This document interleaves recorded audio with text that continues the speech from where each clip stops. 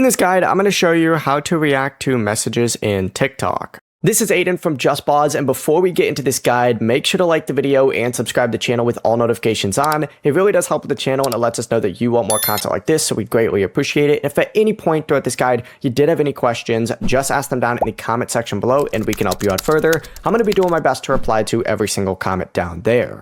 First things first, open up TikTok and you need to tap the inbox in the bottom of the screen and select whatever conversation containing the message that you want to react to.